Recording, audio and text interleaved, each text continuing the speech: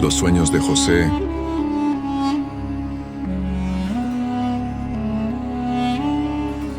El sol se alzó sobre las montañas de Hebrón, tiñendo de oro los valles donde el joven José pastoreaba el rebaño. Tenía 17 años, y sus ojos reflejaban la inocencia y el misterio de quien ya había escuchado la voz del Eterno en el silencio del campo. El viento acarició su colorido manto, un regalo de su padre, Jacob, tejido con amor y distinción, símbolo de un favor que, a ojos humanos, parecía injusto, pero a ojos de Dios, presagio de algo mayor. Sus hermanos lo observaban desde lejos, y la túnica multicolor les atravesaba el corazón como una espada. Rubén, el primogénito, se debatía entre el deber y la envidia. Judá y Simeón intercambiaban miradas cargadas de resentimiento. José, ajeno al veneno que se gestaba entre ellos, sonreía al hablar de los sueños que lo atormentaban, visiones tan vívidas que parecían tocar los cielos. Una noche, el joven despertó con el corazón ardiendo. La luz de la luna inundaba la tienda, y sintió que los cielos le confiaban un secreto. Por la mañana, reunió a sus hermanos y, con voz serena, les contó: «Estábamos atando gavillas en el campo, y he aquí que mi gavilla se alzó y se mantuvo erguida, mientras que las vuestras se inclinaron alrededor de la mía». Sus palabras resonaron como un trueno en el desierto, y el odio entre los hermanos se encendió. «¿Acaso vas a reinar sobre nosotros?», se burló Simeón. «¿Tú, el soñador, el favorito de nuestro padre?». Una risa seca resonó entre las ovejas, pero José no se amilanó. Había pureza en su mirada, una certeza que no provenía del orgullo, sino de algo divino, inexplicable. Sabía que sus sueños eran sagrados, aunque aún no comprendía el espinoso camino que le aguardaba. Días después, tuvo otro sueño, más espléndido que el primero. Esta vez, el sol, la luna y 11 estrellas se inclinaban ante él. José también le contó a Jacob sobre el sueño, y Jacob lo reprendió: «¿Acaso yo, tu madre y tus hermanos nos vamos a inclinar ante ti?». Pero el anciano patriarca guardó esas palabras en su corazón, recordando las promesas que el Señor le había hecho. Mientras José pastaba en las colinas, sus hermanos conspiraban en silencio. La colorida túnica se había convertido en símbolo de todo lo que odiaban: el favoritismo de su padre, la inocencia que ya no poseían. Cada mirada al joven les recordaba sus propias heridas abiertas, y la envidia crecía como una serpiente enroscada en sus pechos. El viento llevó el eco de los pasos de José entre las tiendas, y el sonido de su voz pura contrastaba con la oscuridad de sus corazones. El Eterno, sin embargo, observaba desde lo alto, y el destino fluía como ríos invisibles. El sueño ya había sido sembrado, y para que floreciera, debía atravesar las sombras. Esa noche, José contempló las estrellas y sintió que el cielo le hablaba de algo lejano, una gloria que aún no comprendía. Su corazón ardía de fe. No imaginaba que, antes de ver el cumplimiento de la visión, sería despojado de todo, incluso de su libertad. Jacob, observando a su hijo desde lejos, vio en José el recuerdo de Raquel, su amada. Lo amó con ternura y temió que sus hermanos no comprendieran la elección de Dios. Pero el patriarca también sabía que los sueños divinos siempre provocan la envidia de los hombres. Así terminó aquella mañana en Hebrón, el sol en lo alto, el rebaño disperso, y en el aire, el sonido de los cencerros mezclado con el murmullo de la envidia. Los cielos estaban en silencio, pero el destino de José ya estaba escrito por el dedo del Altísimo. Quienes llevan consigo un sueño de Dios deben soportar el peso de la incomprensión, pues la promesa celestial se forja en el fuego de la prueba.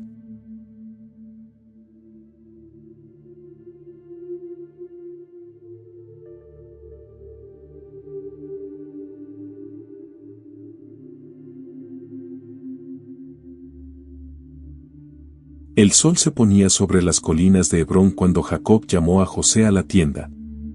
El anciano patriarca, con el rostro marcado por años de luchas y promesas, le dijo: «Ve a ver cómo están tus hermanos y el rebaño en Siquem». La voz del padre sonaba como una bendición y una despedida. José, sin dudarlo, respondió: «Aquí estoy». El joven no sabía que ese, sí, lo llevaría al valle más profundo de su vida, al comienzo del camino que transformaría los sueños en destino. Con paso firme, José caminaba por los campos.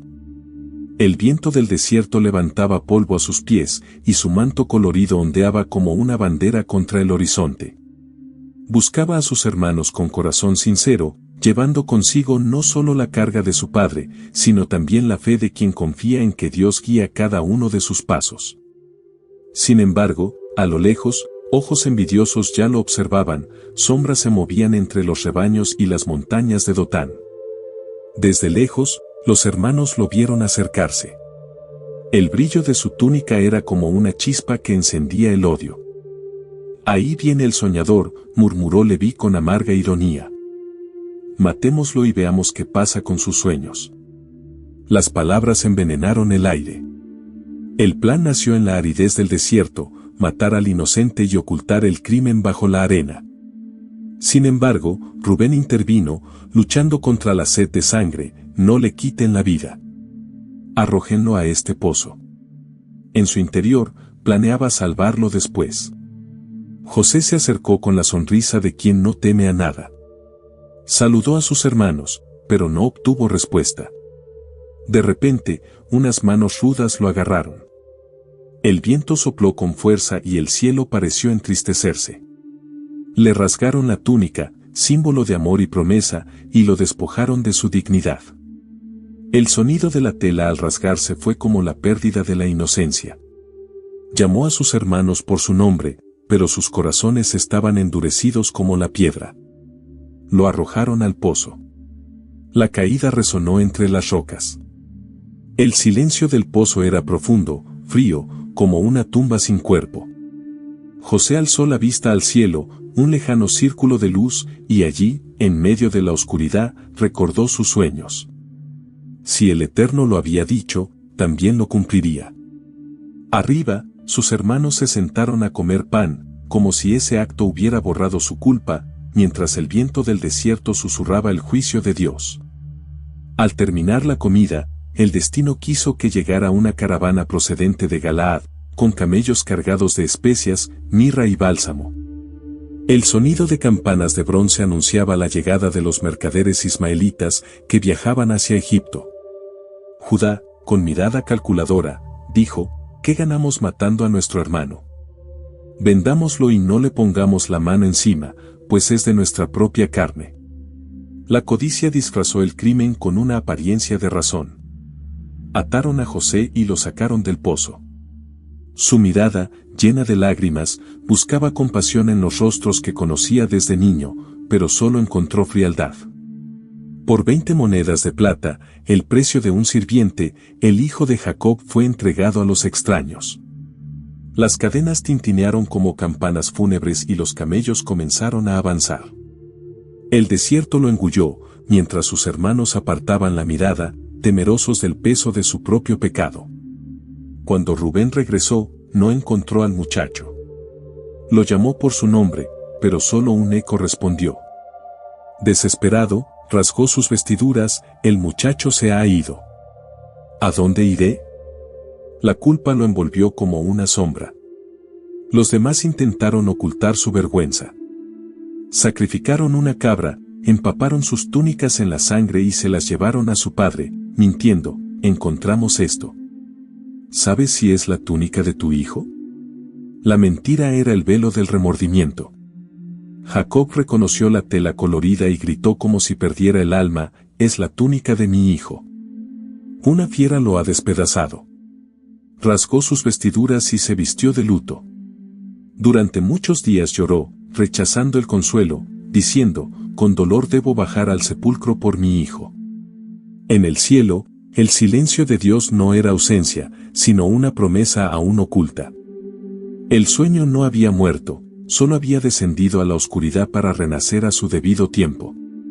Cuando Dios nos llama, el camino suele comenzar con una caída. El abismo del dolor no es el final, sino el seno de la promesa. Allí, donde todo parece perdido, el Eterno comienza a escribir el milagro que aún no vemos.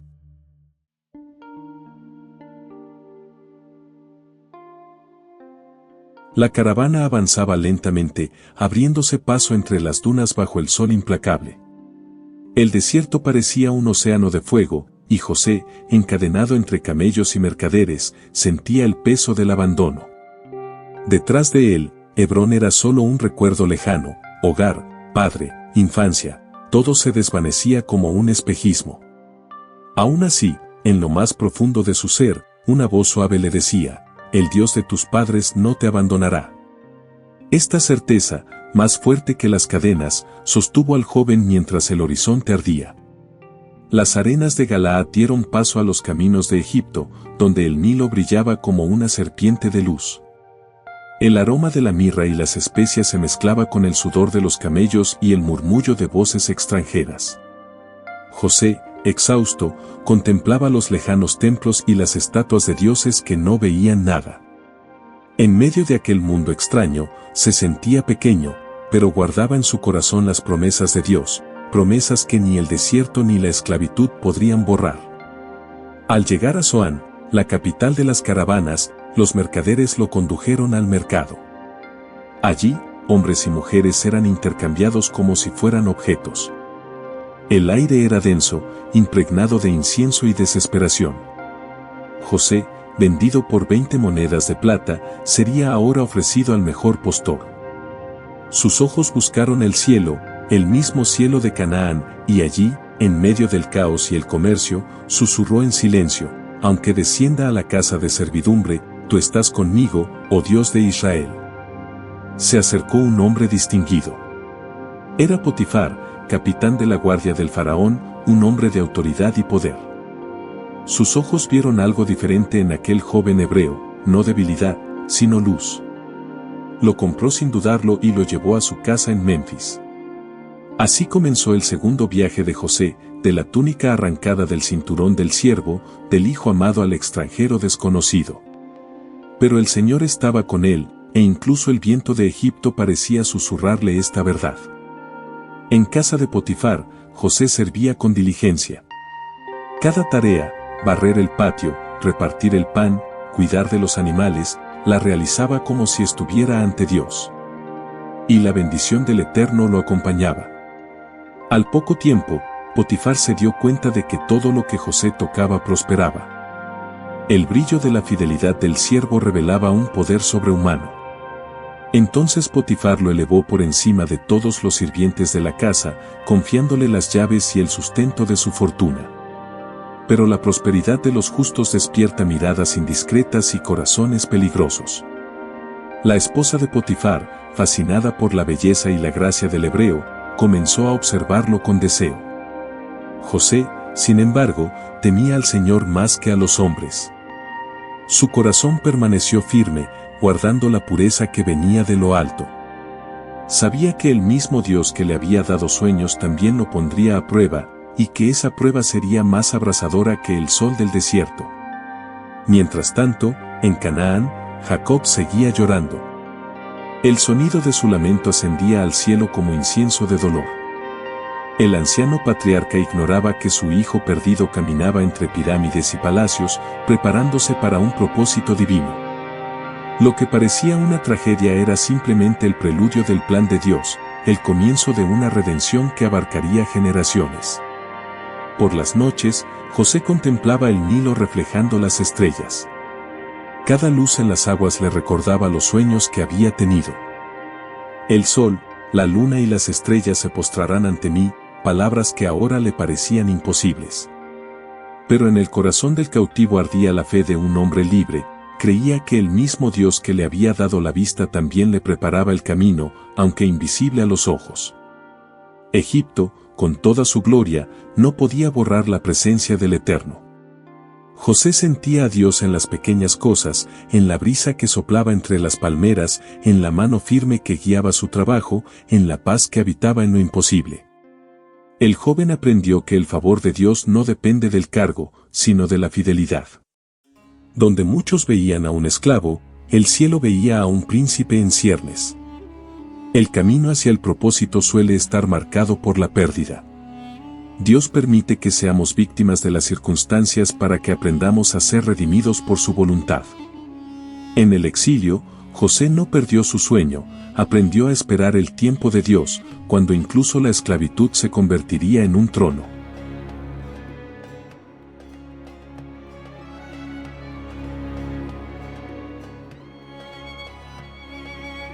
El palacio de Potifar resplandecía bajo el sol egipcio, con sus columnas doradas y jardines regados por el Nilo. Allí, José se había ganado la confianza de todos, y el Señor bendijo todo lo que tocó. Los sirvientes lo respetaban, e incluso los guardias se inclinaban ante su sabiduría y gracia.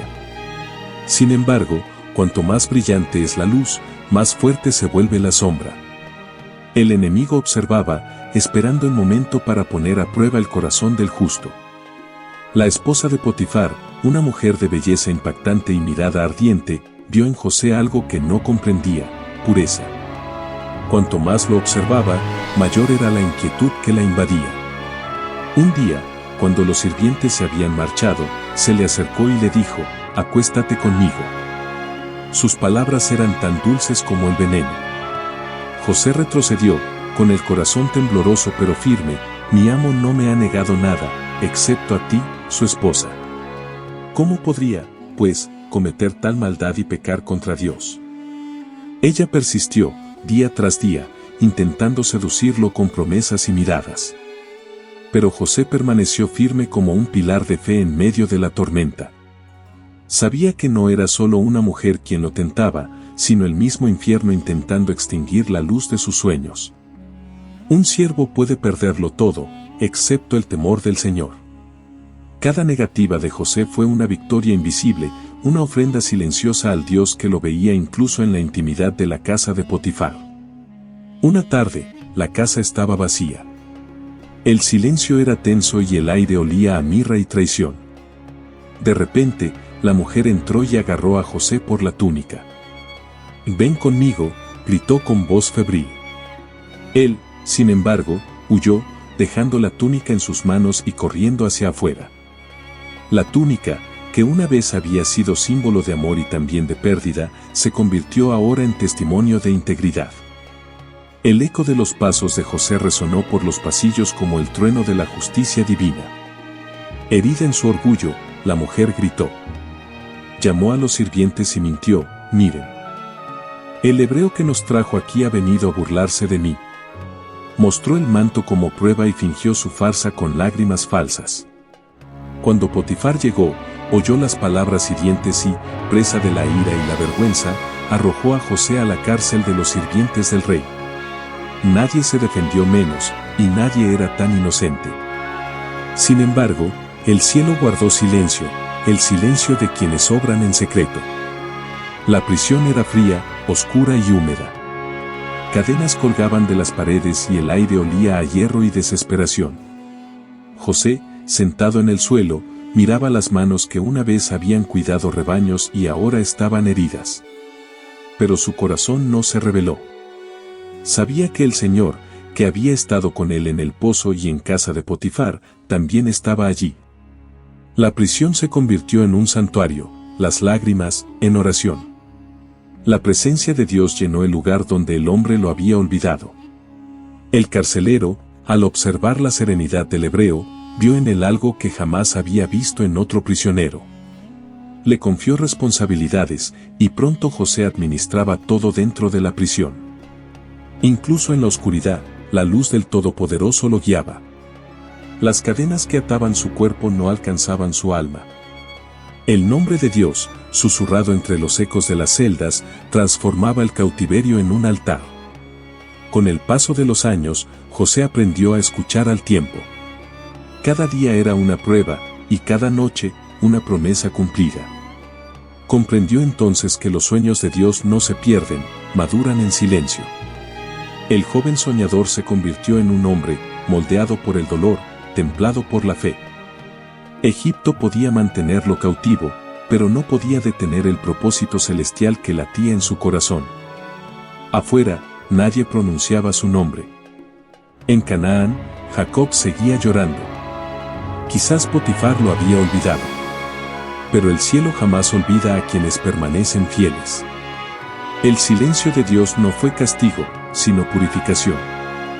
El mismo Dios que permite las pruebas también prepara el trono, y cada lágrima de José fue una semilla que un día florecería en salvación. La pureza tiene un precio, y la fidelidad no siempre se recompensa de inmediato.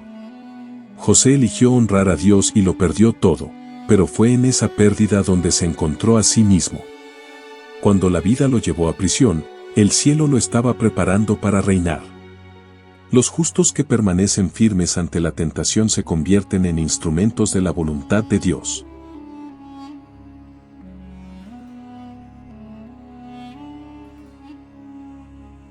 La prisión se había convertido en el nuevo desierto de José.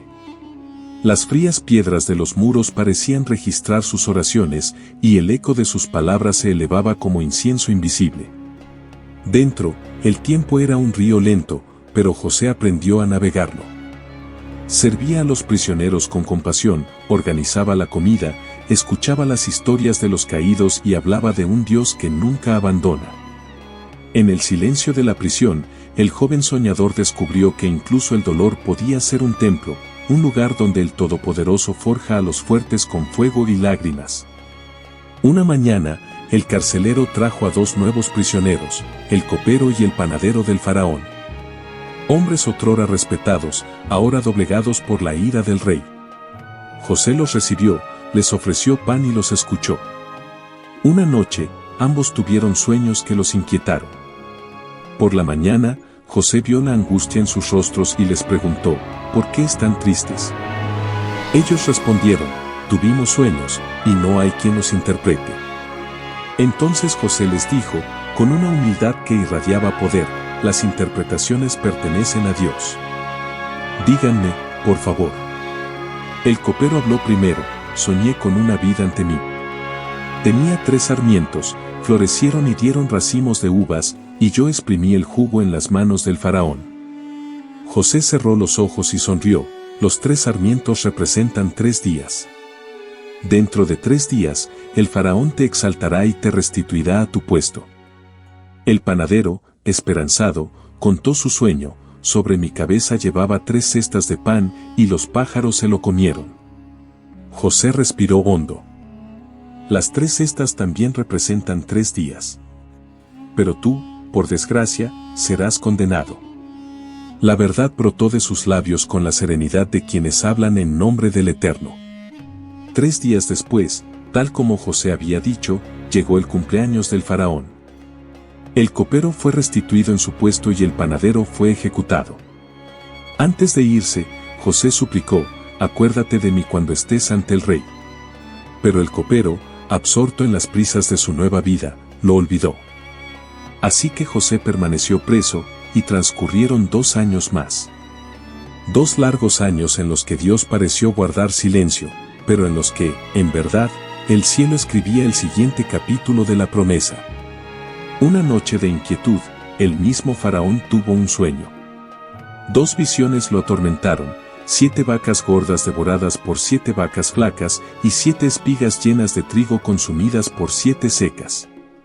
Ningún sabio, ningún mago, pudo interpretarlas. Fue entonces cuando el copero se acordó del prisionero hebreo.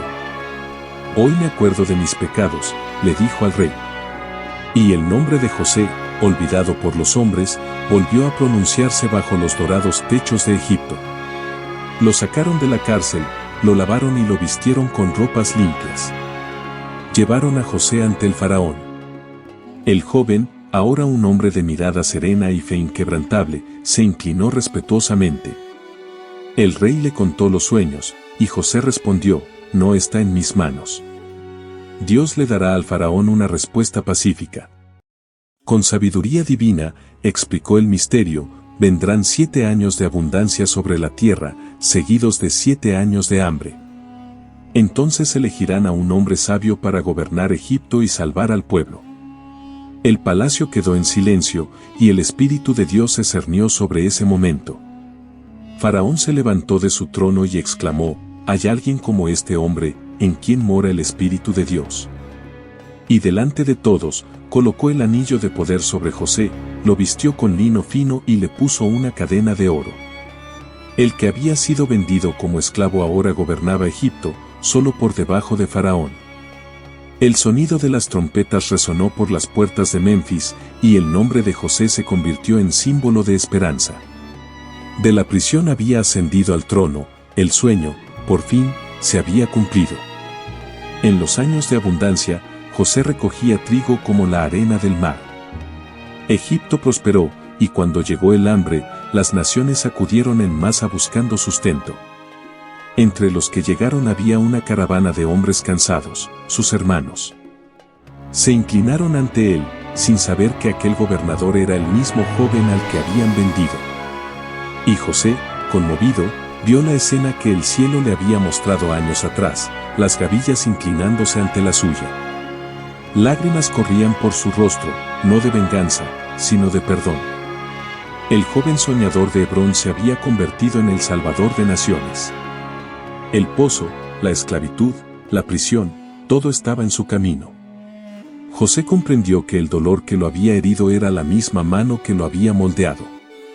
Al reunirse con sus hermanos, les dijo: ustedes planearon hacerme daño, pero Dios lo transformó en bien para lograr lo necesario, salvar muchas vidas. El perdón que ofreció no era humano, sino celestial, un reflejo del amor de un Dios que transforma las heridas en bendiciones. Los sueños de Dios nunca mueren, solo reposan hasta el momento preciso. Quien es fiel en la adversidad será exaltado en el palacio, y quien confía en la oscuridad verá la luz surgir como el alba. José aprendió que cada lágrima es una semilla y cada caída, un paso en el plan divino. Cuando el hombre cree haberlo perdido todo, es entonces cuando el Eterno revela: nada se había perdido, solo se estaba preparando. Así termina la historia de José, el soñador que se convirtió en príncipe. El siervo al que Dios hizo amo, el hombre en cuyas lágrimas el cielo escribió la redención.